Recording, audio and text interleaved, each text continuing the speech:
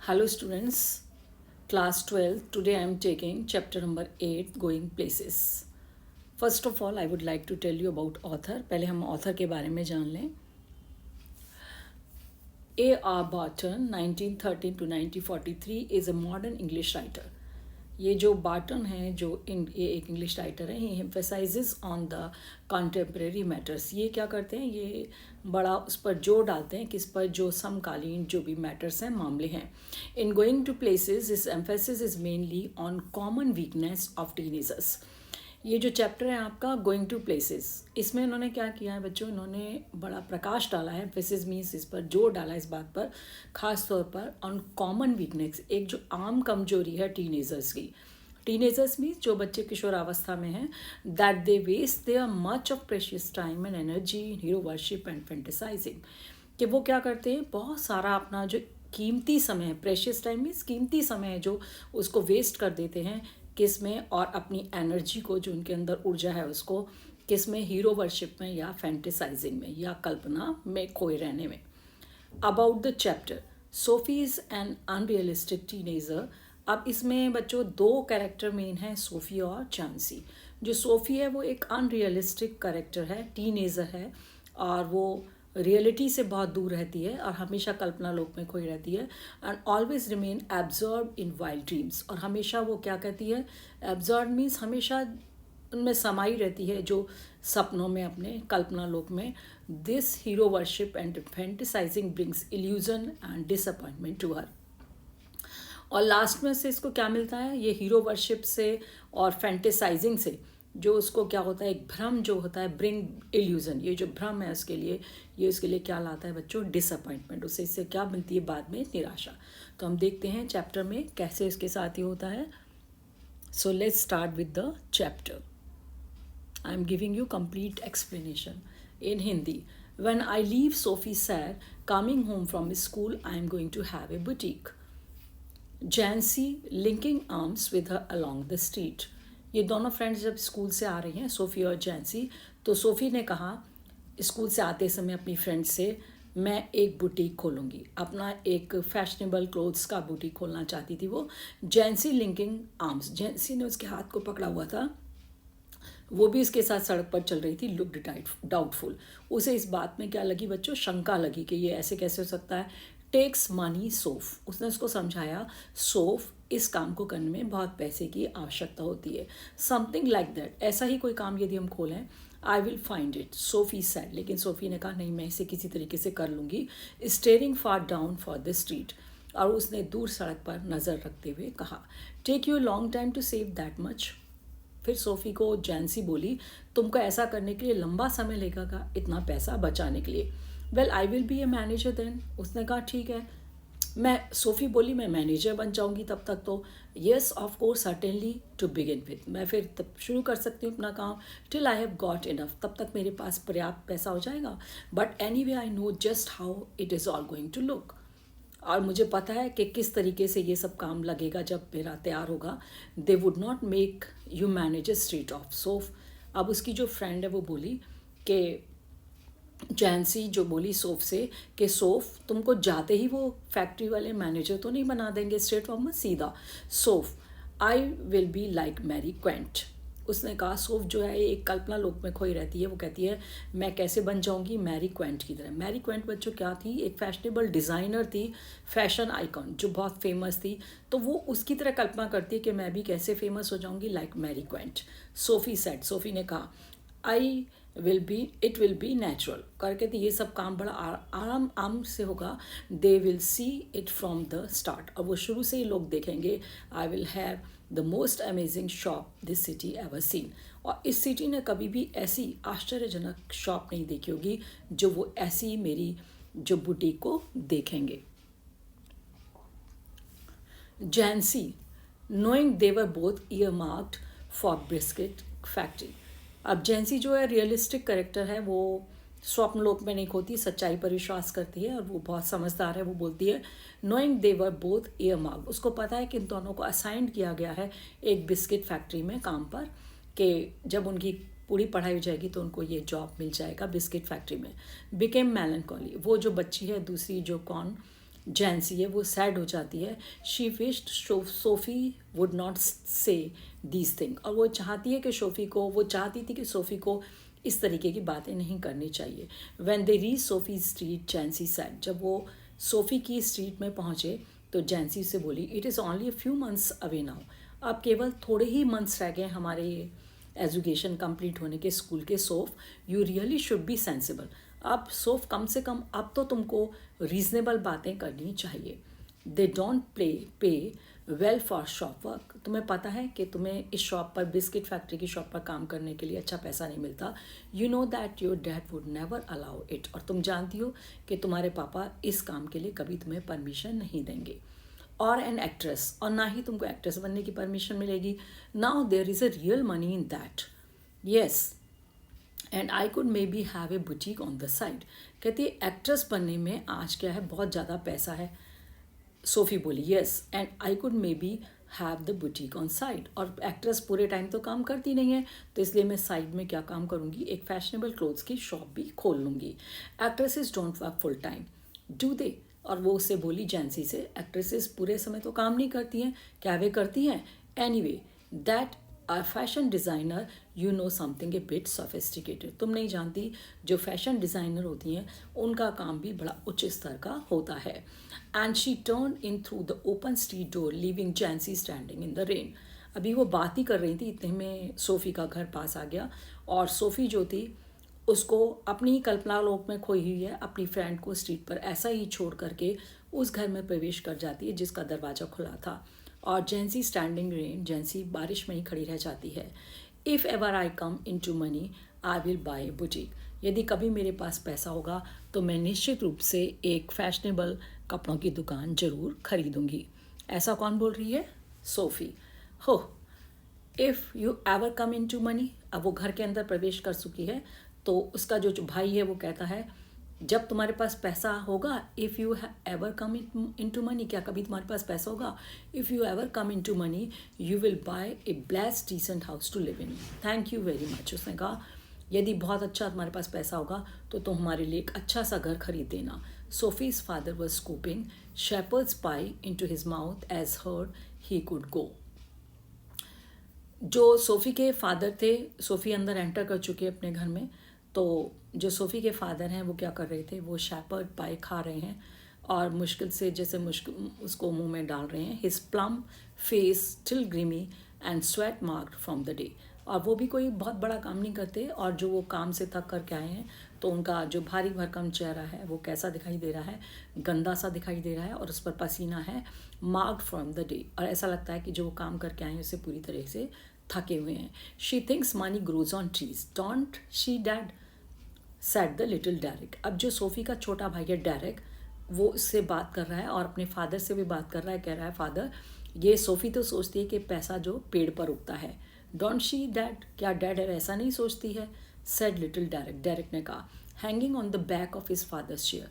वो कहाँ खड़ा था बच्चा, अपने फादर जो चेयर पर बैठे थे उसकी पीछे की साइड पर वो लटका हुआ खड़ा था. Their mother sighed sadly, Sophie was her back over the sink. जो उनकी माँ थी वो भी वहीं थी. उसने एक गहरी सांस ली.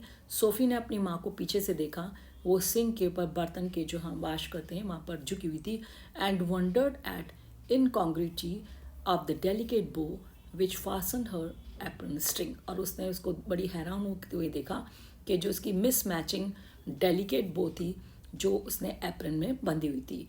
The delicate seeming bow and crooked back. और उसने देखा वो एक तरफ तो वो डेलिकेट जो बो है उसकी जो एप्रन में लगी हुई है, दूसरी तरफ उसकी झुका हुआ उसकी माँ का जो पीछे का पोर्शन था जो सिंक पर बर्तन के लिए झुकी हुई थी.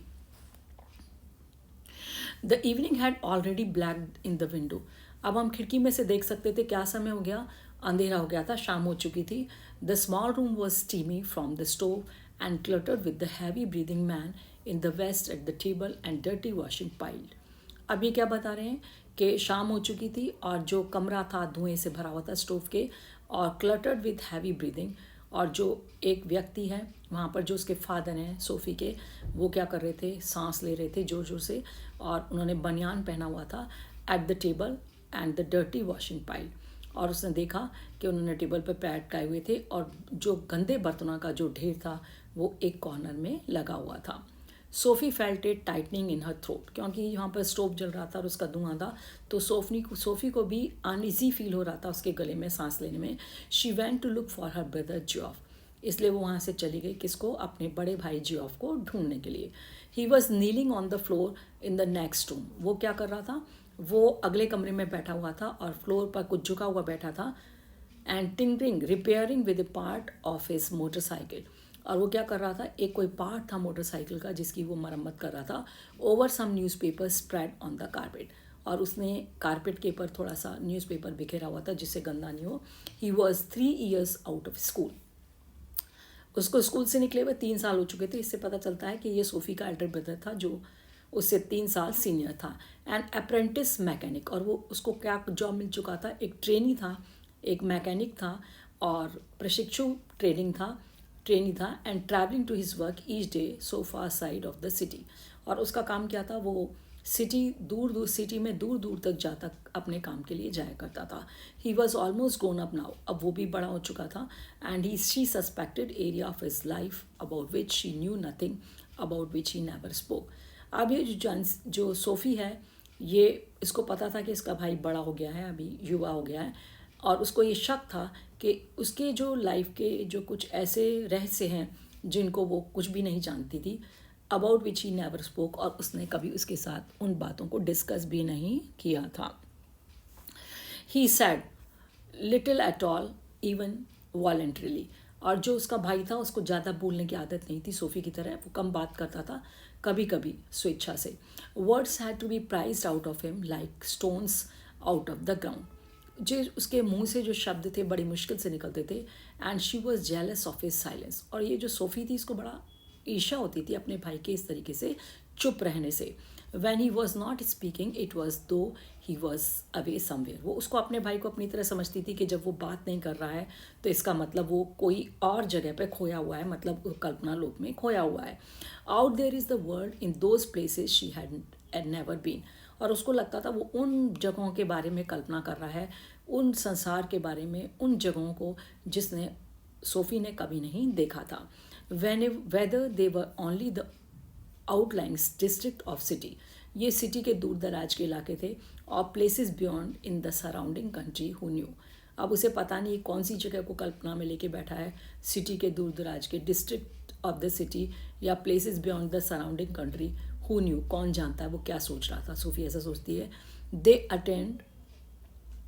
Attend A special fascination simply because they were unknown, अब इन जो स्थानों ने एक सोफ़ी के मन में उत्पन्न कर दिया था, क्या एक खास आकर्षण पैदा कर दिया था, जो वो सोचती थी इन जगहों के बारे में, तो उसके मन में आकर्षण हो गया था, क्योंकि ये जो प्लेसेस थे अननोन थे उसके लिए, ये उनको नहीं जानती थी। And remained out of a reach, और ये उसकी पहुंच से भी बाहर थे, वो अकेले वहाँ नहीं जा सकती थी।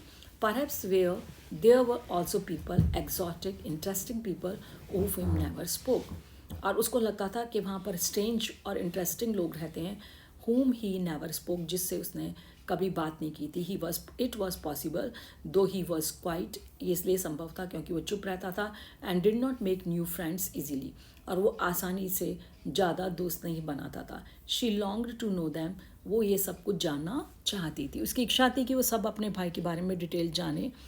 She wished she could be admitted more deeply into her brother's affections and that someday he might take her with her, और वो चाहती थी, ये उसकी इच्छा थी कि उसका भाई है जो उसको अपने ये जो लाइकिंग्स हैं जो भी उसके बारे में उसे बताए और वो उसको अपने साथ लेके जाए वहाँ पर। दो देयर फादर फॉरबिड इट, लेकिन उनके फादर ने इसके लिए मना किया था। And Geoff had never expressed an opinion, और जियोफ ने भी कभी ऐसी अपनी तरफ से कोई अपना विचार नहीं रखा था। She knew he thought her too young, उसको पता था उसका भाई उसे अपने साथ इसलिए नहीं ले जाता और उससे बात इसलिए शेयर नहीं करता, वो ये सोचती थी कि शायद उसके भाई उसको बहुत ही, उसका जो भाई है जियोफ वो उसको बहुत छोटा उम्र का समझता है। एंड शी वॉज इम्पेशेंट, लेकिन वो क्या थी, वो बेचैन थी उसके रहस्यों को जानने के लिए. She was conscious of a vast world, वो जानती थी उस पूरे बड़े संसार को. They are waiting for her, उसको लगता था जैसे वो सारा संसार उसका इंतजार कर रहा है. And she knew instinctively that she would feel at home, और उसको तभी एकदम लगता था अपने आप से, अरे जब मैं वहाँ जाऊँगी भाई के साथ तो मुझे वहाँ पर कैसा लगेगा, कुछ भी अजीब नहीं लगेगा. There as in the city which had always been her home, और उसको ऐसा ही लगेगा जैसे वो हमेशा से वहाँ थी. There as in the city which had always been her home, और उसको ऐसा लगेगा शायद से ये जगह तो उसकी पहले से ही पहचानी हुई थी. इट एक्सपेक्टेंटली अवेटेड हर अराइवल, और उसे लगा, उसको ऐसी कल्पना हुई उसने करी कि जैसे वो संसार उसके आने का इंतज़ार कर रहा है. She saw her self riding behind job, अब उसने फिर कल्पना में खो गई वो, और उसने अपने आप को कल्पना में सोचना शुरू कर दिया कि वो अपने भाई के पीछे बैठी हुई मोटर बाइक में राइड कर रही है. भाई आगे चला रहा है और वो पीछे बैठी है. उसने कल्पना करना शुरू कर दिया कि वो उस सिटी में जा रही है. ही वो न्यू शाइनिंग ब्लैक लेदर्स, उसने कल्पना में ही वो सोच रही है कि उसके भाई ने क्या पहना हुआ है, काले रंग का लेदर के कपड़े पहने हैं. And she a yellow dress, और उसने क्या पहनी है, येलो रंग की dress with a kind of cape, और एक दुपट्टा पहना हुआ है दैट फ्लू ओवर बिहाइंड. और उसको ऐसा महसूस हो रहा था कि वो ऐसी कल्पना कर रही थी वो जो दुपट्टा है हवा में लहरा रहा है. There was the sound of applause as the world rose to greet them, और उसको ऐसे लगा जैसे लोगों की प्रशंसा की जो आवाज़ थी, जो सारा संसार था वो उसको विश करने के लिए आगे आ गया. He sat frowning at the oily component, और जो उसका भाई था, ये तो कल्पना लोक में कोई थी जेंस जो सोफ़ी है, और जो उसका भाई था वो अभी भी वहीं बैठा हुआ क्या कर रहा था, कंसंट्रेशन से अपने बड़े ध्यान से वो ऑयली कंपोनेंट को, जो ऑयल में सना हुआ जो पार्ट था मोटरसाइकिल का, उसको देख रहा था. ही क्रैडल्ड इन हिज हैंड, जिसको उसने अपने हाथ में पकड़े हुए था. एज दो इट वर अ स्मॉल डम एनिमल, उसको ऐसे लग रहा था जैसे कोई ये गूंगा जानवर है. And he was willing it to speak, और वो चाह रहा था कि यह वह उसको बता दे. आई मेट डैनी कैसी, मैं डैनी कैसी को मिली थी. I met Danny Casey, Sophie said, Sophie ने अपने भाई को बताया कि वो किससे मिली थी, डैनी कैसी से. ही लुक्ड अराउंड एब्रप्टली, उसके भाई ने उसकी तरफ ध्यान नहीं दिया, और लेकिन अचानक से उसकी तरफ मुड़ा और बोला, वेयर, कहाँ, इन आर्केड कवर्ड एरिया. उसने बताया जो वो आर्केड है वहाँ पर वो मिली थी. फनीली इनफ, ये बड़ा स्ट्रेंज है, बड़ा अजीब है. इट इज़ नेवर ट्रू, उसका भाई बोला, ऐसा कभी सच नहीं हो सकता. आई डिड टू, उसने कहा नहीं मैं सचमुच मिली थी. यू टोल्ड डैट, तो जियोफ बोला क्या तुमने ये बात पिता को बताई थी. शी शुक हर हेड, उसने अपना सिर हिलाया असहमति में. चेजन at his unawareness that he was always the first to share her secrets, और वो थोड़ा सा उसने रियलाइजिंग किया अपनी मिस्टेक को. at his unawareness, कि वो इस बात से बेखबर था that he was always the first, कि वो ही पहला व्यक्ति है घर में जिससे वो अपने रहस्यों को क्या करती है, शेयर करती है, बांटती है. आई डोंट बिलीव इट, जो अब बोला मुझे इस पर विश्वास नहीं है. There I was looking at the clothes in Royce windows when someone came and stood beside me. अब सोफ़ी बोली जब मैं क्या कर रही थी, मैं रॉयस विंडोज़ में खड़ी थी और मैं कपड़ों को देख रही थी. वैन समवन केम, अचानक से कोई आया, एंड स्टूड बिसाइड मी, और वो मेरे पास आकर के खड़ा हो गया. एंड आई लुक्ड अराउंड, मैंने अपने चारों तरफ देखा. And who should it be, ये कौन हो सकता है, बट डैनी कैसी, परंतु वो तो डैनी कैसी था. ऑल राइट, ठीक है. What does he look like, ठीक है वो डैनी कैसी था. तो जियो बोला वो कैसा दिखाई देता था, कैसा दिखाई देता है. ओ कम ऑन, अरे मान भी जाओ, you know what he looks like. SoFi बोली ओ कम ऑन, मान भी जाओ, यू नो, तुम जानते हो कि वो कैसा लिखता है. क्लोज टू आई मीन, जियो बोला मुझे बताओ नज़दीक से वो कैसा लगता है, मेरा मतलब ये है. वेल, सोफ़ी बोली ठीक है. ही हैज़ ग्रीन आइज़, अब उसने फिर कल्पना में खो करके बताना शुरू कर दिया. उसके ग्रीन आइज़ हैं, जेंटल आइज़ हैं, बहुत ही जेंटल आइज़ हैं. And he is not so tall as you would think, और वो इतना लंबा भी नहीं है जैसा कि तुम सोचते हो. She wondered if she should say about his teeth, अब उसको मन ही मन में ये लगा वो कि उसको उसके दांतों के बारे में भी बताना चाहिए कि नहीं. बट डिसाइडेड अगेंस्ट इट, पर तुरंत ही उसने निश्चय कर लिया कि नहीं, वो उसके बारे में नहीं कुछ भी भूलेगी. Their father had washed when he came in. अब इस बीच में उनके जो फादर थे उन्होंने अपना चेहरा धो लिया था। हिज फेस एंड आर्म्स, अपने हाथों को, व शाइनी एंड पिंक, उनके हाथ और जो फेस था चमक रहा था और पिंक दिखाई दे रहा था। And he smelled of soap, और उनमें से सोप की स्मेल, साबुन की स्मेल आ रही थी। ही स्विच्ड ऑन द टेलीविज़न। अब फादर कमरे में आ गए, सोफ़ी जो अब बात करते हुए यहाँ पहुँच गए। ही स्विच्ड ऑन द टेलीविज़न, और उन्होंने, उनके पिता ने क्या करा, टेलीविज़न को चला दिया। Tossed one of the little Derek's shoes from his chair on to the sofa. अब उनकी चेयर पर कोई डायरेक्ट छोटे वाले बेटे का शूज़ पड़े हुए थे, तो उन्होंने उसको पैर से सोफ़े की तरफ बढ़ा दिया। And set down with A grunt, और एक अजीब सी आवाज़ निकाल करके, जो ग्रंटिंग साउंड है उसको निकाल के वो बैठ गए। Sophie met Danny Casey, Geoff said. Geoff अपने पिता से बोला उनके बैठते ही, सोफ़ी मैट डैनी कैसी, पापा सोफ़ी डैनी कैसी से मिली थी। सोफ़ी रिगल्ड, सोफ़ी ने अवॉइड किया where she was sitting at the table, जहाँ पर वो टेबल पर बैठी हुई थी। Her father turned his head, उसके पिता ने सिर मोड़कर देखा। On his thick neck to look at her, अपनी मोटी गर्दन को पीछे करते हुए उसकी तरफ देखा। His expression was one of disdain, उनको पता था उनकी लड़की झूठ बोल रही है, तो उनके जो फेस के भाव थे, एक्सप्रेशंस थे, वो कैसे थे, जैसे कि वो नेगलेक्ट कर रहे हैं या उससे हेट कर रहे हैं। It's true, Geoff said, Geoff बोला, नहीं ये सच है, ऐसा जियोफ ने अपने पिता से फिर कहा।